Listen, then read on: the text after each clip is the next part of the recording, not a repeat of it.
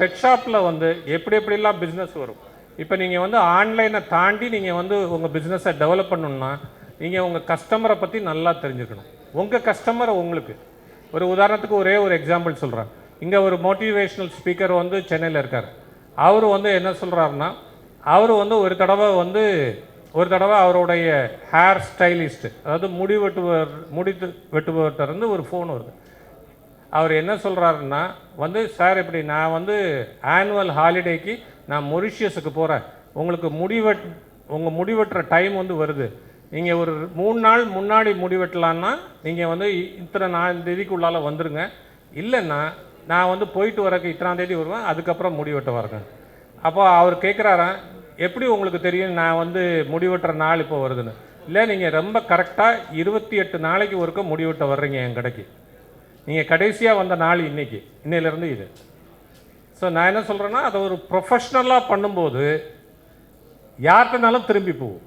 So நீங்கள் உங்கள் கடை நடத்துவது எவ்வளோ ப்ரொஃபஷ்னலாக நடத்துகிறீங்களோ அவ்வளோ தூரத்துக்கு உங்கள் கஸ்டமர் உங்களுக்கு. ஸோ கடையை எப்படி நல்லா நடத்துறது அப்படின்றதுக்கு வால்ட்மார்ட் ஒரு உதாரணம் சொல்கிறாரு.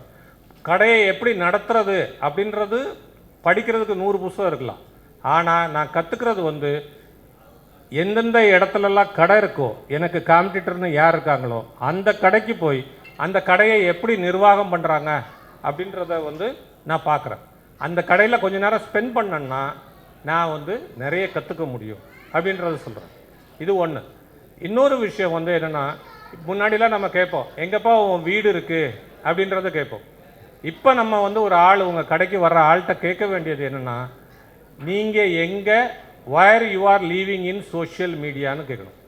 whether it is a Facebook, whether it is வந்து Twitter or whether it is something else, Instagram எங்கன்னு. ஏன்னா உங்கள் கடையில் ஏதாவது ஒரு மோசமான ஒரு அனுபவம் இருந்தால் அதை வந்து அவங்க அங்கே பதிவு பண்ணுவாங்க. நான் சொல்லுவேன், கடைக்கு எப்போவுமே வந்து கடையிலே தகராறு பண்ணுறவங்க ஈஸி, அது அங்கே நிற்கிற 2 பேரோட போயிடும். ஆனால் சோஷியல் மீடியாவில் போய் போடும்போது அது வந்து 100 பேர் 1000 பேருக்கு பரவுது. ஸோ வந்து நீங்கள் வந்து உங்களுடைய கஸ்டமரை எவ்வளோ தூரத்துக்கு நல்லா தெரியுறீங்க, அவங்களுக்கு எவ்வளோ நல்லா சர்வீஸ் பண்ணுவீங்க, அதை பொறுத்து இந்த வியாபாரம் வந்து மென்மேலும் பெருசாக வளர்கிறதுக்கு வாய்ப்பு.